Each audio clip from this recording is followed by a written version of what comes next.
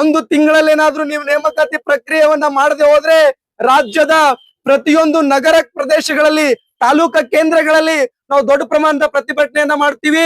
ನೀವು ಯಾವ ನಿಮ್ಮ ಪೊಲೀಸ್ ಇಲಾಖೆಯನ್ನ ಬಳಸ್ಕೊಂಡು ನಮ್ಮ ಪ್ರತಿಭಟನೆಯನ್ನ ತಡಿತೀರಿ ಅಂತಕ್ಕಂಥದನ್ನ ನಾವು ಆ ಸಂದರ್ಭದಲ್ಲಿ ನೋಡ್ಕೋತೀವಿ. ನೇಮಕಾತಿ ಮಾಡದೇ ಇರೋ ಸರ್ಕಾರಕ್ಕೆ ಹೇಳಿ ಧಿಕ್ಕಾರ. ವಿದ್ಯಾರ್ಥಿ ವಿರೋಧಿ ರಾಜ್ಯ ಸರ್ಕಾರಕ್ಕೆ ಜಿಂದಾಬಾದ್ ಬಲ ಜಿಂದಾಬಾದ್, ಎಬಿವಿಪಿ ಜಿಂದಾಬಾದ್, ಜಿಂದಾಬಾದ್ ಬಲ ಜಿಂದಾಬಾದ್.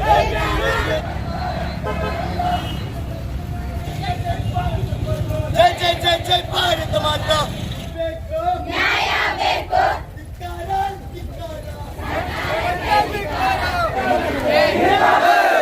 ಭಾರತ್ ಮಾತಾ ಕಿ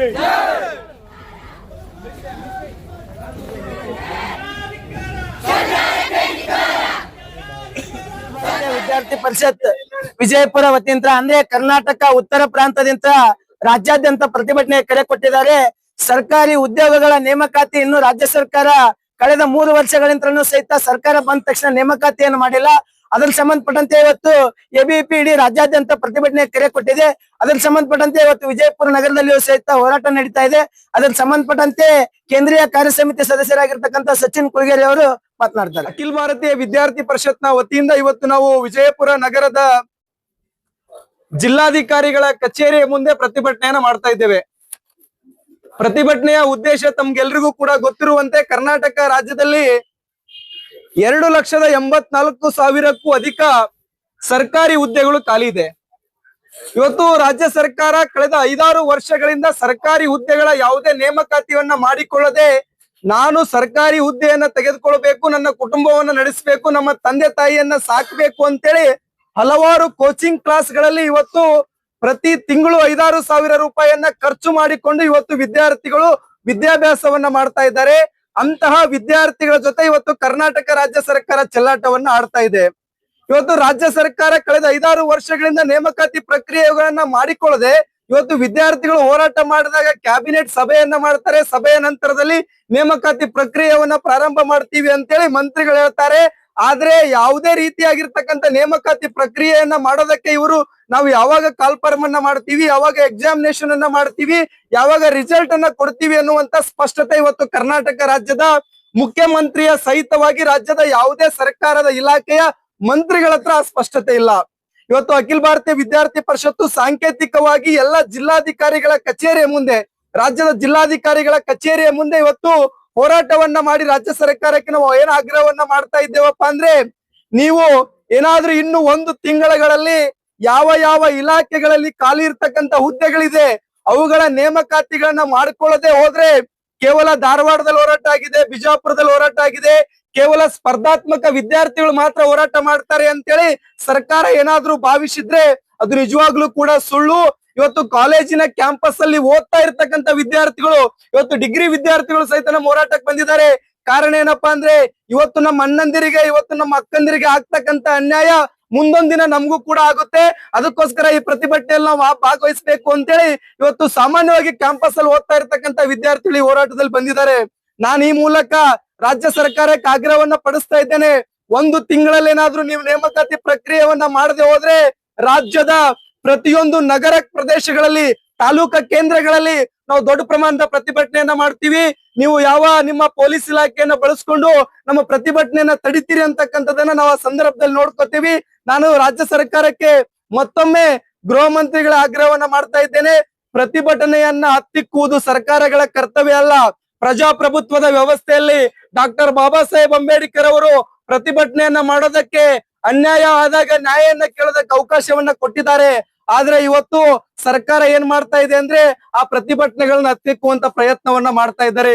ನೀವು 1 ಪ್ರತಿಭಟನೆಯನ್ನ ಹತ್ತಿಕ್ಬಹುದು, 2 ಪ್ರತಿಭಟನೆಯನ್ನ ಹತ್ತಿಕ್ಬಹುದು, ಆದ್ರೆ ಮುಂದೊಂದು ದಿನ ಕಾಲೇಜಿನ ಕ್ಯಾಂಪಸ್ ಅಲ್ಲಿ ಇರ್ತಕ್ಕಂಥ ಎಲ್ಲ ವಿದ್ಯಾರ್ಥಿಗಳು ಬೀದಿಗೆ ಬಂದ್ರೆ ಯಾವ ಇಲಾಖೆನೂ ಕೂಡ ಪ್ರತಿಭಟನೆಯನ್ನ ಹತ್ತಿಕ್ಕೋದಕ್ಕೆ ಸಾಧ್ಯ ಇಲ್ಲ.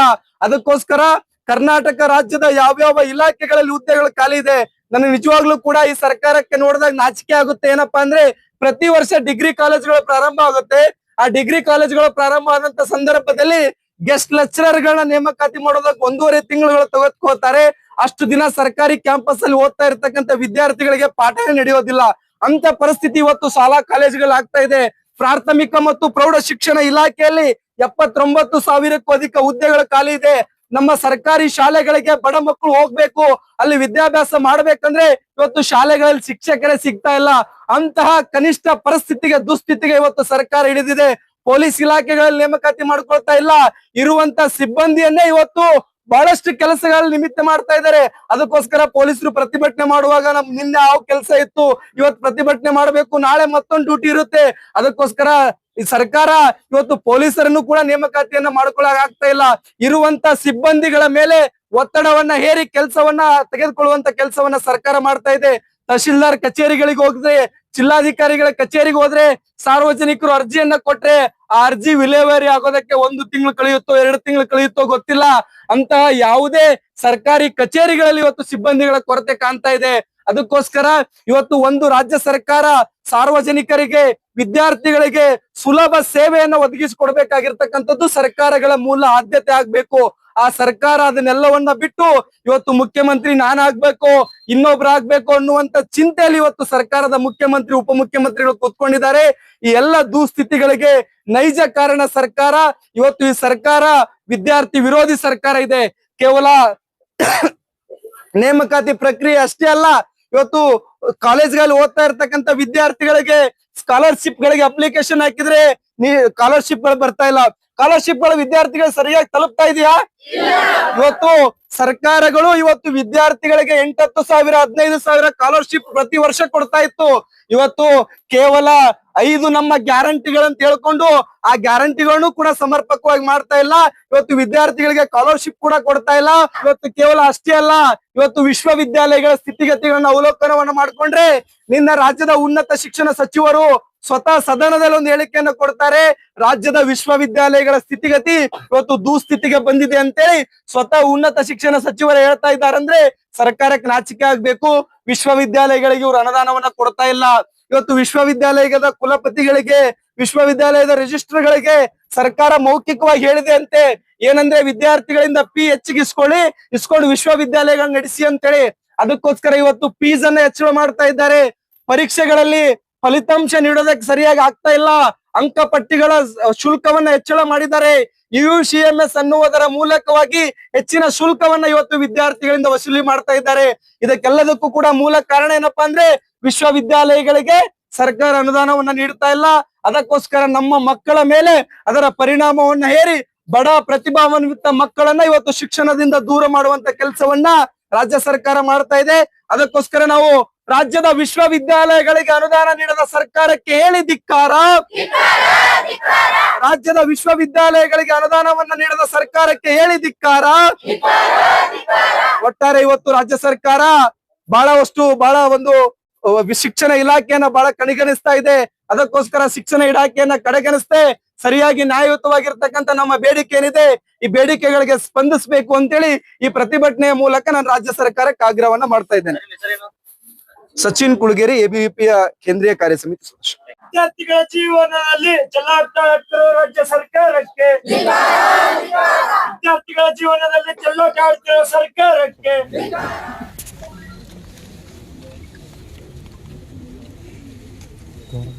ಹೋರಾಟದ ಮೂಲಕ ನೀವು ಸರ್ಕಾರಕ್ಕೆ ಸರ್ಕಾರಿ ಹುದ್ದೆಗಳ ನೇಮಕಾತಿ ಮಾಡ್ರಿ ಅಂತ ಒಂದು ಹೋರಾಟ ಅನ್ಕೊಂಡ್ರಿ. ಯಾಕೆ ಪದೇ ಪದೇ ಸರಿಯಾಗಿ 3 ವರ್ಷ ಕಳೆದ 3 ವರ್ಷಗಳಿಂದ ಯಾವುದೇ ಸರ್ಕಾರಿ ಹುದ್ದೆಗಳ ನೇಮಕಾತಿ ಆಗಿಲ್ಲ? ಇದ್ರ ಬಗ್ಗೆ ನೀವು ವಿದ್ಯಾರ್ಥಿಗಳಾಗಿ ಏನ್ ಹೇಳಕ್ ಇಷ್ಟಪಡ್ತೀವಿ? ಸರ್, ಇವತ್ತು ಸರ್ಕಾರ ವಿದ್ಯಾರ್ಥಿಗಳಿಗೆ ಬಹಳಷ್ಟು ಅನ್ಯಾಯ ಮಾಡ್ತಾ ಇದೆ. ಇವತ್ತು ಒಂದು ಹಂತದಲ್ಲಿ ನೇಮಕಾತಿ ಆದ್ರೆ ಇನ್ನೊಂದು ಹಂತದಲ್ಲಿ ವಿಶ್ವವಿದ್ಯಾಲಯಗಳಾಗಿರ್ಬೋದು, ಶಾಲಾ ಕಾಲೇಜುಗಳು ಆಗಿರ್ಬೋದು, ಒಟ್ಟಿನಲ್ಲಿ ರಾಜ್ಯ ಸರ್ಕಾರ ವಿದ್ಯಾರ್ಥಿಗಳ ಜೊತೆ ಇವತ್ತು ಜೀವನ್ ಜೊತೆ ಚೆಲ್ಲಾಟ ಆಡುವಂತದನ್ನ ನಾವು ನೋಡ್ತಾ ಇದ್ದೀವಿ. ಎಲ್ಲಾ ಒಂದು ನೋಡ್ತಾ ಹೋದಂತ ಸಂದರ್ಭದಲ್ಲಿ ಸ್ಕಾಲರ್ಶಿಪ್ ಆಗಿರ್ಬೋದು, ಇವತ್ತು ನೇಮಕಾತಿಯಲ್ಲಿ ಆಗಿರ್ಬೋದು, ಅಧ್ಯಾಪಕರ ಕೊರತೆ ಕೂಡ ಇವತ್ತು ವಿಶ್ವವಿದ್ಯಾಲಯ ಮತ್ತು ಶಾಲಾ ಕಾಲೇಜುಗಳ ಮಟ್ಟದಲ್ಲಿ ನಾವು ನೋಡ್ತಾ ಇದ್ದೀವಿ. ಇವತ್ತು ಗುಣಮಟ್ಟದ ಶಿಕ್ಷಣ ಇವತ್ತು ವಿದ್ಯಾರ್ಥಿಗಳಿಗೆ ದೊರೀತಾ ಇಲ್ಲ. ಹಿಂಗಾದ್ರೆ ಮುಂಬರುವ ದಿನದಲ್ಲಿ ಶಿಕ್ಷಣದ ಪರಿಸ್ಥಿತಿ ಮತ್ತು ವಿದ್ಯಾರ್ಥಿಗಳ ಪರಿಸ್ಥಿತಿ ಯಾವ ಹಂತಕ್ಕೆ ಹೋಗುತ್ತೆ ಅನ್ನೋದು ನಾವು ನೋಡ್ಬೇಕಿದೆ. ಹಂಗಾಗಿ ಇವತ್ತು ರಾಜ್ಯ ಸರ್ಕಾರ ಕಳೆದ 3 ವರ್ಷ ಅಂತ ನೀವು ಹೇಳಿದ್ರೆ 5 ವರ್ಷಗಳಿಂದ ಯಾವುದೇ ಒಂದು ನೇಮಕಾತಿ ಇವತ್ತು ಯಾವುದೇ ಸರ್ಕಾರ ಆದ್ರೂ ಕೂಡ ಮಾಡಿಲ್ಲ. ಸುಮಾರು 2,84,000 ಮೇಲೆ ಇವತ್ತು ಖಾಲಿ ಇರುವಂತ ಹುದ್ದೆಗಳು ಸರ್ಕಾರ ತುಂಬಿಕೊಳ್ಳಿಕ್ ರೆಡಿ ಇಲ್ಲ. ಏನು ಕೇವಲ ಆಶ್ವಾಸನೆಯನ್ನ ಮೊನ್ನೆ ಬಜೆಟ್ ನಲ್ಲಿ ಈ ಹಿಂದಿನ ರಾಜ್ಯ ಸರ್ಕಾರ ಕೇವಲ ಒಂದು ಆಶ್ವಾಸನೆ ನೀಡುವಂತ ಕೆಲಸ ಮಾಡ್ತೇವೆ. ಸ್ಪಷ್ಟತೆಯನ್ನ ಕೊಡ್ಲಿಲ್ಲ ಯಾವ ಇಲಾಖೆಗೆ ಮತ್ತು ಇವೆಂಟ್ ಆಫ್ ಕ್ಯಾಲೆಂಡರ್ ಯಾವ ಹುದ್ದೆಗಳನ್ನ ನಾವು ತುಂಬ್ಕೋತೀವಿ ಅನ್ನೋದನ್ನ ಸ್ಪಷ್ಟತೆಯನ್ನ ಸರ್ಕಾರ ನೀಡ್ತಾ ಇಲ್ಲ. ಕೇವಲ ವಿದ್ಯಾರ್ಥಿಗಳ ಒಂದು ಆಶೆಗಳ ಮೇಲೆ ಮಣ್ಣೆರಚುವಂತ ಕೆಲಸ ಮಾಡ್ತಾ ಇದೆ. ಅವರ ಕಳೆದ 5 ವರ್ಷದಿಂದ ಹೇಳ್ತಾ ಬರ್ತಾ ಇದೆ ನಾವು ಪ್ರತಿಕ್ರಿಯೆ ತುಂಬ್ಕೋತೀವಿ ಅಂತ. ಇವತ್ತು ನಾವು ಹೋರಾಟ ಮಾಡಿದ್ದಿಷ್ಟೇ. ಇವತ್ತು ಕೇವಲ ಒಂದು ಸಣ್ಣ ಪ್ರಮಾಣದಲ್ಲಿ ಇವತ್ತು ರಾಜ್ಯಾದ್ಯಂತ ಕರ್ನಾಟಕ ಉತ್ತರ ಪ್ರಾಂತದಿಂದ ಹೋರಾಟ ಆಗಿದೆ ಪ್ರತಿಯೊಂದು ಜಿಲ್ಲೆಯಲ್ಲಿ.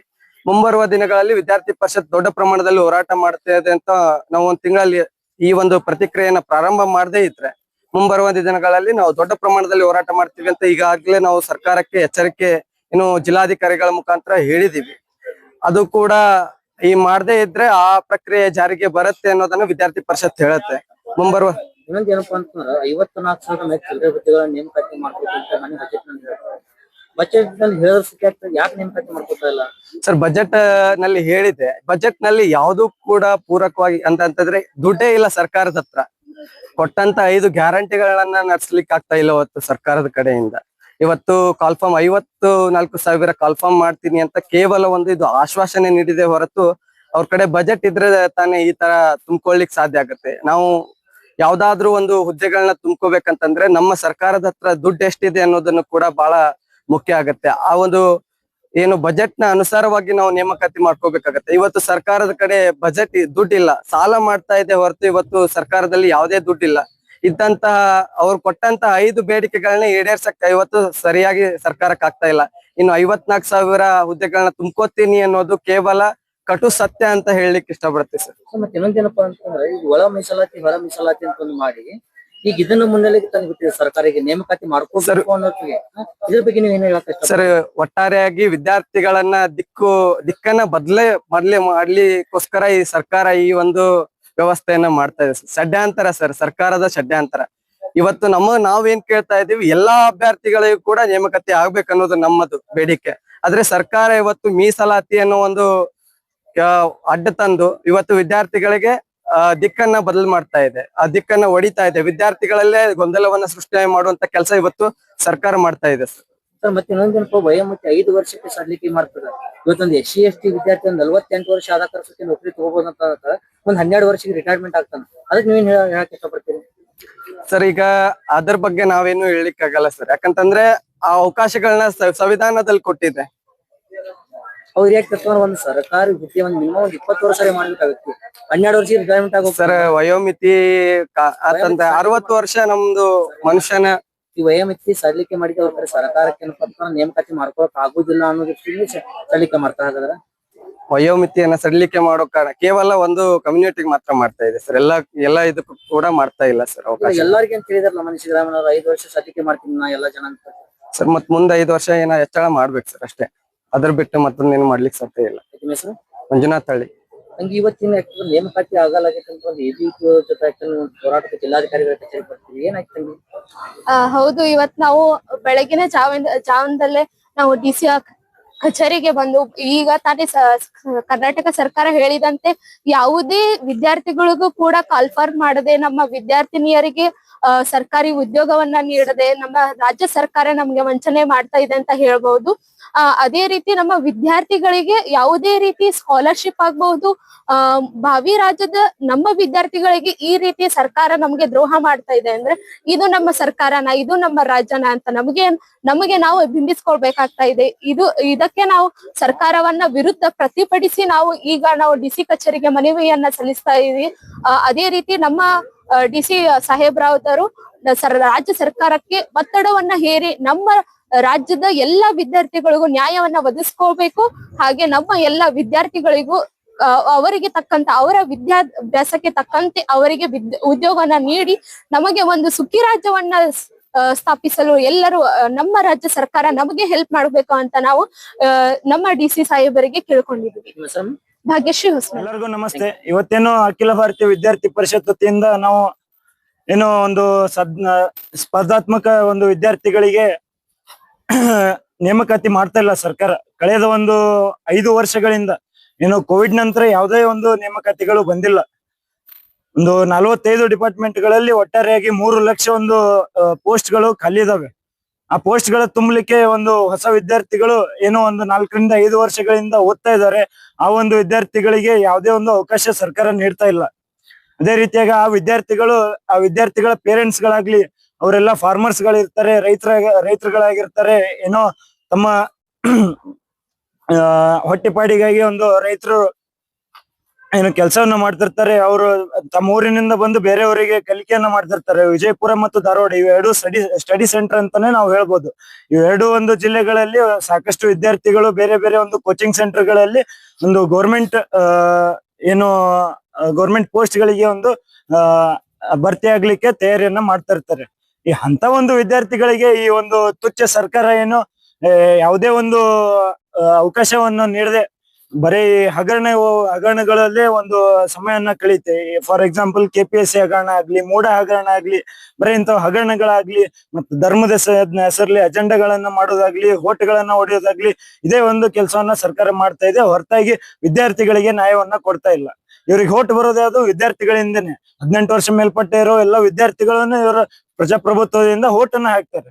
ಆ ಹೋಟನ್ನು ಉಪಯೋಗಪಡಿಸಿ ತನ್ನ ಸ್ವಾರ್ಥಕ್ಕಾಗಿ ಉಪಯೋಗ ಪಡಿಸ್ತಾ ಇದ್ದಾರೆ. ಹೊರತಾಗಿ ಯಾವುದೇ ರಾಜಕಾರಣಿಗಳು ನಮ್ಮ ವಿದ್ಯಾರ್ಥಿಗಳಿಗೋಸ್ಕರ ಧ್ವನಿ ಎತ್ತಾ ಇಲ್ಲ. ಸರ್, ಹಾಗಾದ್ರೆ ನಿಮ್ ಮಾತಿನ ಅರ್ಥ ಏನಾಗ್ತೈತೆ? ವಿದ್ಯಾರ್ಥಿಗಳಲ್ಲೂ ಕೂಡ ಒಂದು ಜಾತಿಯ ಒಂದು ಇದನ್ನು ಬಿತ್ತಾ ಇದೆ ರಾಜ್ಯ ಸರ್ಕಾರ ಬಿತ್ತಾ ಇದೆ ಸರ್. ಬಟ್ ವಿದ್ಯಾರ್ಥಿಗಳನ್ನು ಅದನ್ನು ಯಾವ ರೀತಿ ತಗೋಬೇಕು ಆ ರೀತಿ ತಗೋತಾ ಇದೆ. ಅದು ಒಂದು ಅಜೆಂಡಾ ಮಾಡಿಬಿಟ್ಟಿದ್ದಾರೆ. ಧರ್ಮ ಅನ್ನೋದು, ಒಂದು ಜಾತಿ ಅನ್ನೋದು, ಅದೊಂದು ಅಜೆಂಡಾ ಮಾಡಿ ಅದ್ರ ಮೂಲಕ ತಮ್ಮ ಸರ್ಕಾರವನ್ನ ನಡೆಸ್ತಾ ಇದ್ದಾರೆ. ಹೊರತಾಗಿ ಯಾವುದೇ ಪೋಸ್ಟ್ ಗಳನ್ನ ಕೊಡ್ತಾ ಇಲ್ಲ, ಯಾವುದೇ ಭರ್ತಿಯನ್ನ ಮಾಡ್ತಾ ಇಲ್ಲ ಸರ್. ಇವತ್ತು ನೀವು ಸಾಂಕೇತಿಕವಾಗಿ ಧರಣಿಯನ್ನ ಮಾಡಿ DC ಮುಖಾಂತರ ತಾವು ಮನವಿಯನ್ನ ಸಲ್ಲಿಸಿದೆ. ಮುಂಬರುವ ದಿನಗಳಲ್ಲಿ ಅವರು 1 ತಿಂಗಳತ್ತ ಗಡುವು ಕೇಳಿದಿರಿ. ಆದ್ರೆ ಒಂದು ವೇಳೆ ಆಗದೇ ಇದ್ದ ಪಕ್ಷದಲ್ಲಿ ತಮ್ಮ ABP ಸಂಘಟನೆಯಿಂದ ಏನ್ ಮಾಡಲು ಇಚ್ಛಿಸುತ್ತೆ? ಸರ್, ಇವತ್ತು ವಿದ್ಯಾರ್ಥಿ ಪರಿಷತ್ತಿಂದ ಉತ್ತರ ಪ್ರಾಂತದಲ್ಲಿ ರಾಜ್ಯಾದ್ಯಂತ ನಾವು ಹೋರಾಟವನ್ನು ಮಾಡಿದೀವಿ. ಇದಕ್ಕೆ ನಾವು ನಮ್ಮ ರಾಜ್ಯ ಕಾರ್ಯದರ್ಶಿಗಳಾಗ್ಲಿ ಇವರೆಲ್ಲ ಒಂದ್ ತಿಂಗಳ ಸಮಯವನ್ನ ಕೊಡ್ತಾ ಇದ್ದೀವಿ. ಯಾಕಂದ್ರೆ ಅವರು ಕೂಡ ಗೌರ್ಮೆಂಟ್ ದವರು ಅದನ್ನ ಹೊಂದಿಸ್ಲಿಕ್ಕೆ ಅಮೌಂಟ್ ಆಗ್ಲಿ ಏನೇ ಆಗ್ಲಿ ಒಂದ್ ಮಂತ್ ನಾವು ಅವರಿಗೆ ಟೈಮ್ ಕೊಡ್ತಾ ಇದೀವಿ. ಈ 1 ಮಂತ್ ನಲ್ಲಿ ಅವ್ರು ಏನಾದ್ರು ನಮ್ಗೆ ಇದು ಕೊಡ್ಲಿಲ್ಲ ಅಂದ್ರೆ, ಪೋಸ್ಟ್ ಗಳನ್ನ ಬಿಡ್ಲಿಲ್ಲ ಅಂದ್ರೆ, ನೇಮಕಾತಿಗಳನ್ನ ಬಿಡ್ಲಿಲ್ಲ ಅಂದ್ರೆ ನಾವು ವಿಧಾನಸೌಧಕ್ಕೆ ಮುತ್ತಿ ಹಾಕುವಂತ ಕೆಲಸವನ್ನ 100% ಮಾಡೇ ಮಾಡ್ತೀವಿ ಅಂತ ಈ ಮೂಲಕ ನಿಮ್ಮ ನ್ಯೂಸ್ ಮೂಲಕ ಸರ್ಕಾರಕ್ಕೆ ಆಗ್ರಹ ಮಾಡ್ತಾರೆ. ಸರ್, ಚೇತನ್ ಕೋರವಾರ್, ಸವಿಷ್ಕಾರ ಪ್ರಾಂತ ಕೋ ಕನ್ವೀನರ್.